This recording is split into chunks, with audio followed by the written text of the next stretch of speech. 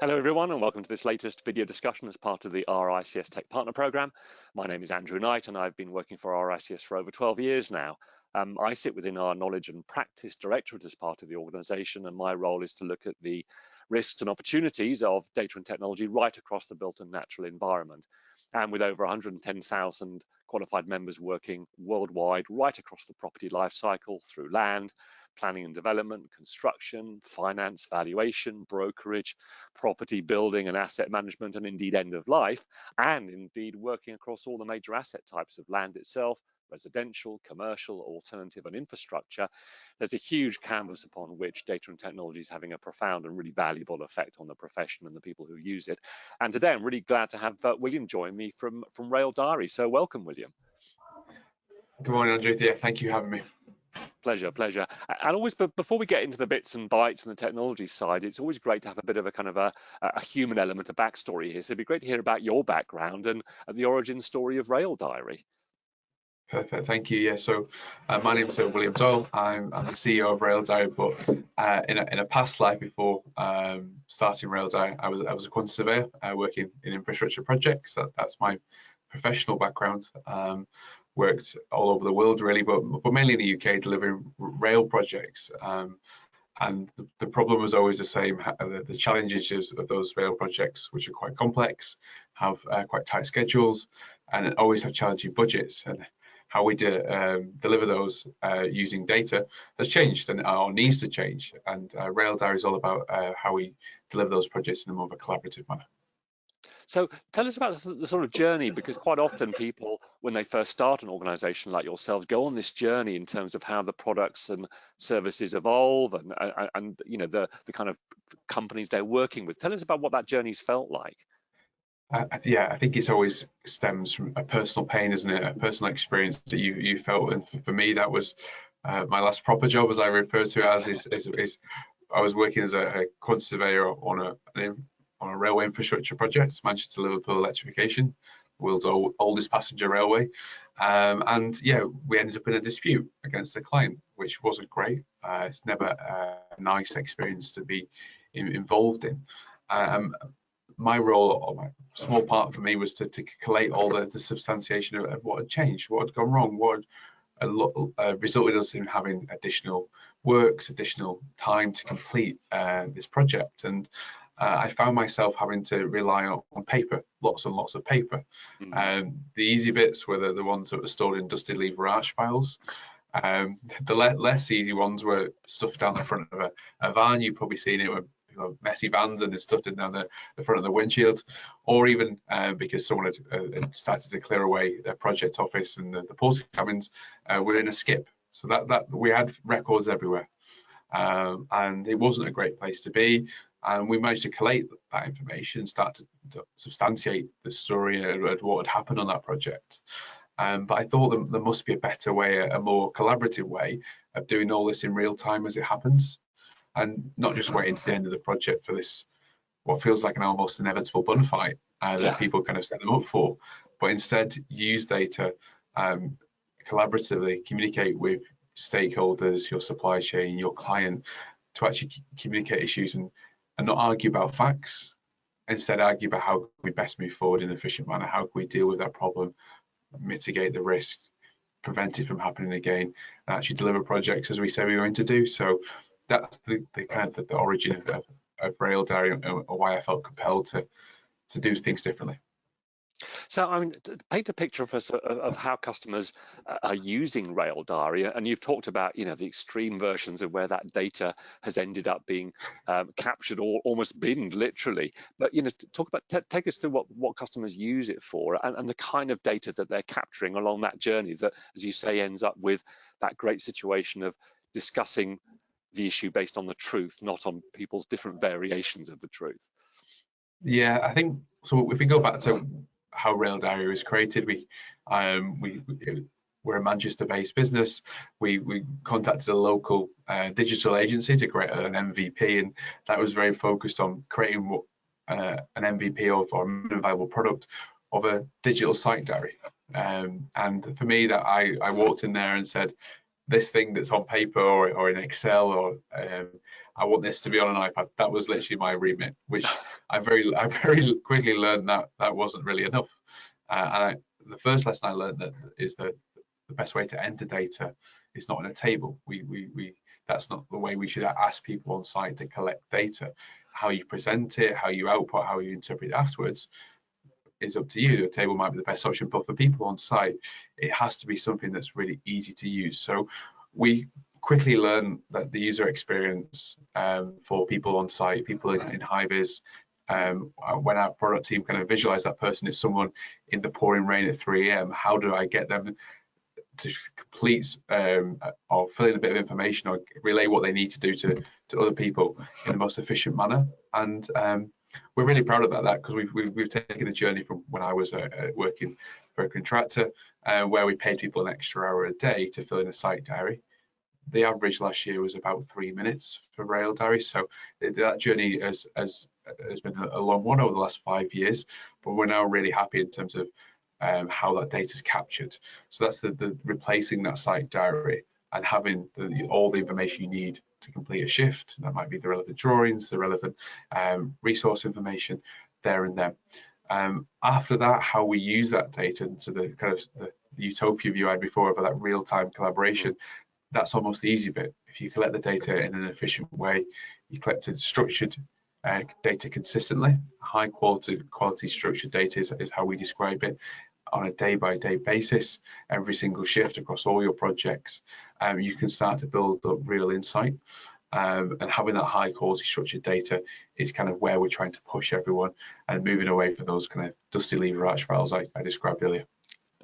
And I guess, as ever, technology is not an end in itself, it's a means to an end. How are you describing the kind of value, not only to the contractors, but to the asset owners? And as you know better than I do, there are so many stakeholders involved in these projects. It is quite a complex ecosystem, if I can use that phrase, to manage and to explain how each of those get benefit from this. Yeah, of course. So digital transformation is something that doesn't happen overnight. Unfortunately, we saw some benefits of the pandemic where everyone managed to work from remotely very quickly. But in terms of embracing that business as usual technology, it isn't usually something that you can do overnight or in a day sort of thing. It is a longer journey. So we're working with those kind of asset owners, Network Rail's probably our biggest client in the UK, and lots and lots of kind of main contractors, to just focus on the easy things. And we're with that journey. So capturing data is often just step one. How are we capturing the data that we need? How are we capturing that in a structured manner? Is every single person doing the same thing? Because once we have that, that is the bedrock for the analysis, for the benchmarking, for actually using that data to best estimate future projects. So having people capture data in a consistent manner is the simple bit. There's lots of ways to do that as well. So bringing in other data sets, integrating other type of data that we can actually use to enrich your site diary data, and also automate elements is really important. But really focusing throughout all that process on the person in high-vis, because so much of construction technology is built for people like what I used to do in an office. Yeah. It's built for people in mind who need the report, need the insights, but it's so reliant on that person on site. So when we speak to organizations big and small, it's always about capturing that data in a structured manner and then building on that afterwards. But for us, I think the real long-term value is having that data. I presented just yesterday to Network Rail with this is 100,000 shifts from their region, or a particular region, and we looked at productivity and access and overall the efficiency, and we talked about the productivity opportunity, because I think that's where the infrastructure and the built environment is moving to. How could we be more productive? That is where we want to. How could we be more efficient? But productivity is the key to that. How can we effectively do more for less? And that is the big focus around asset owners and main contractors at the moment. And I guess I suppose, William, it's a bit of a cliche to talk about the built environment being a kind of a late adopter of digitization and changing the way we work. But what's been the sector's response to what you're doing, given that arguably there has been inertia or perhaps resistance, or perhaps, as you say, perhaps a lack of awareness of the reality of somebody in the pouring rain at 2 a.m. in the morning on a particularly in rail where so much activity takes overnight. What's been the reaction in the real world to this kind of digitization? I think people didn't realize how important the data coming back from those people are. We'd kind of been a little bit ignorant to that respect, thinking, okay, well, they just need to be able to paper record, just give me a text message. And actually, when they start to understand the quality and the insights you get from those people who are actually there building the jobs and building these projects, I think you start to understand that that's where the real value is. The gold there is that it's on site. It's not in a nice, warm, shiny office. And I think the journey has just changed over the last 5 years. We talked about giving everyone tablets that were on the first project we worked on. Now most people just use smartphones because the phones have got a lot bigger over the last 5 years. But technology is not with this big kind of, we need to give everyone a tablet. It's how can we actually integrate it in with what they're already doing? How can we make their life easier rather than just trying to arm people with a tablet, go and take pictures, what they're doing, and we capturing the right information at the right time. After that is just trying to make that data more available to everyone. So one of the things that we did, which I thought was great, is we basically made Raildiary unlimited users. We moved away from a user-based pricing model to just give everyone on the projects access to the data. No more worried about need to give this person a license, have to pay extra. Just give everyone the data and they can start to see the benefits, understand it through visualizations. Power BI and Tableau is obviously everywhere at the moment. People love that sort of dashboards, but actually making sure people just can run the report when they need it. I'm walking into a meeting about this, do I have the latest information from site? I'm not having to go and ask 4 or 5 different people to do that. So I think people are becoming more reliant on software, but their expectation is that software does a lot of things for them straight away. So we're having the data that they need when they need it, and they're not having to go and extract that data, manipulate it, and then do something else. It needs to be the kind of that just in time. I need this answer. I need to have that from your tool. And that's what Raildiary is all about. So I mean, when you talk to the various tiers of contractors and obviously the asset themselves, what's your sense on where they are on this journey of digitization? It was interesting that point you made around their kind of expectations that they simply want things immediately. And I suppose, is there still a lot of kind of learning to do from both sides, I guess, both in terms of technology suppliers like yourselves and obviously the clients about what's possible, what to do first, what that journey looks like? What's your sense of where the sector is at the moment? I think it is quite mixed. There's some people that just want to take this piece of paper and put it on an iPad. That was probably me 5 years ago, where I need to get rid of paper. It's killing me. I've got this paper everywhere. And there's those that are more advanced who want to start to see how we can collect all this data and use it to benchmark, use it to improve performance. So next time I deliver this project, I have my data to use to estimate, to understand what the risks are likely to be, and to better cost plan those projects. And the kind of the example that I always talk about to people is, imagine Raildiary is around when HS1 was being built. Like, we had all that structured data from when that project was being done.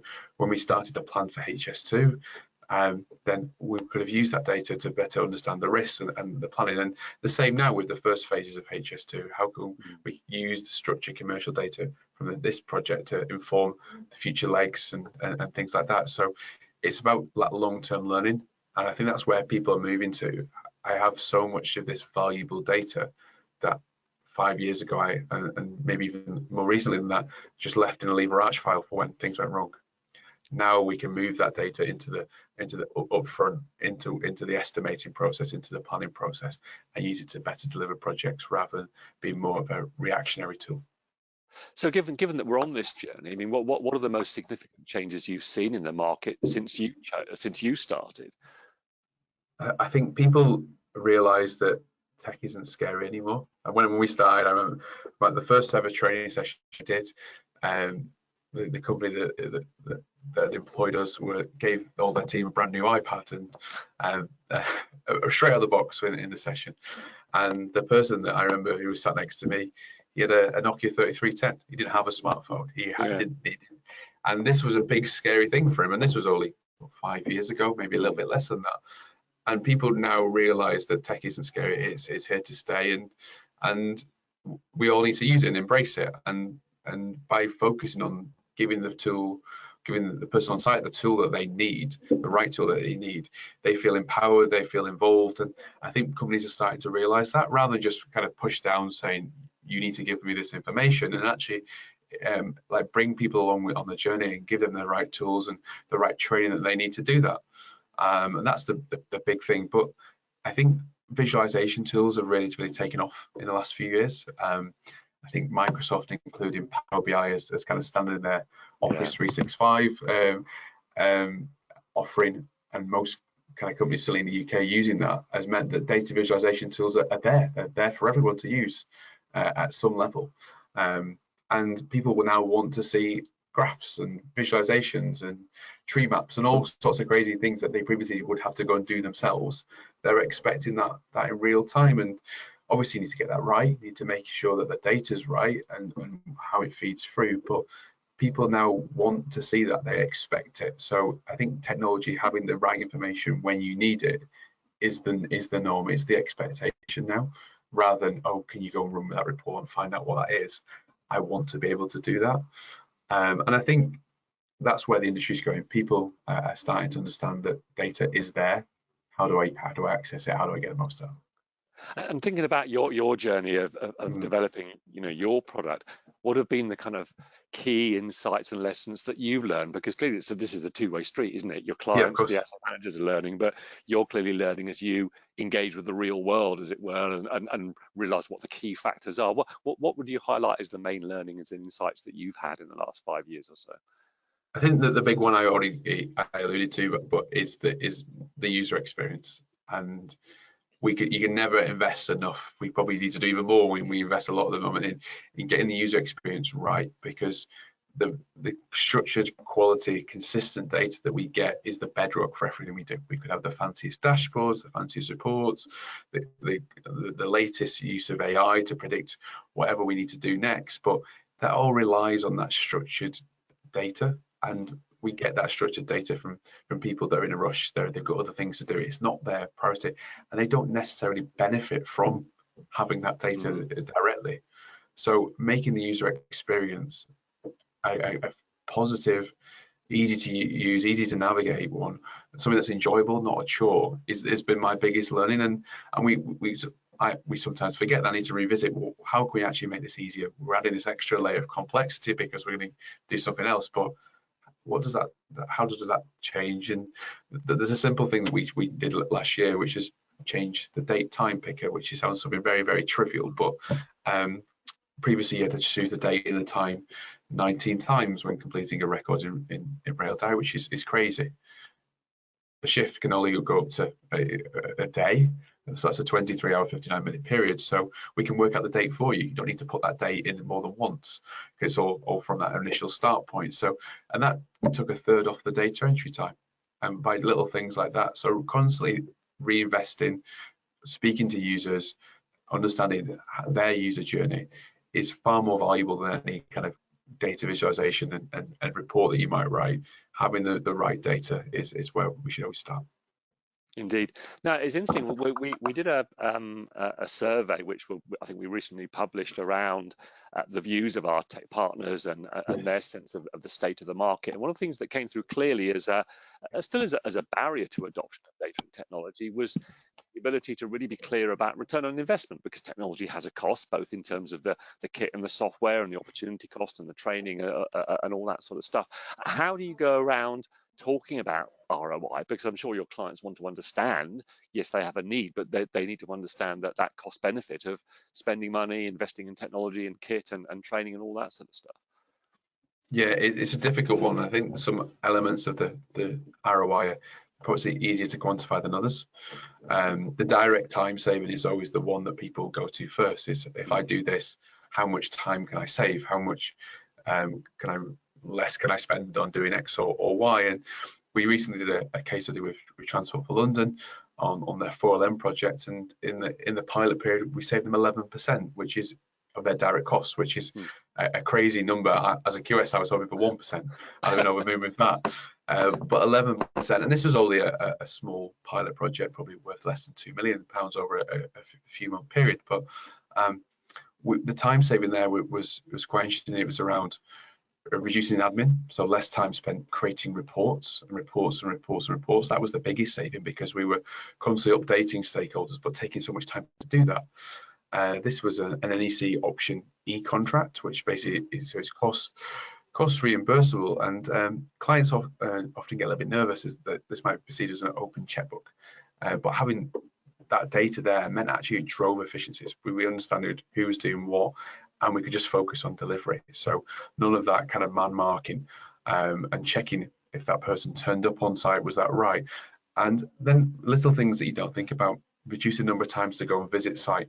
Well, that was a huge saving for people, because they had the data, didn't have to go and then verify that manually out there. So I think the direct time saving is relatively easy to do. You can count that in hours and people time. The more difficult is probably the intangibles. So how can we learn for the next project? How can we better estimate this next job? So if you're a contractor, how can you make sure that you price the project correctly next time, the program is right based on the right outputs, and using Raildiary data to do that is a huge benefit.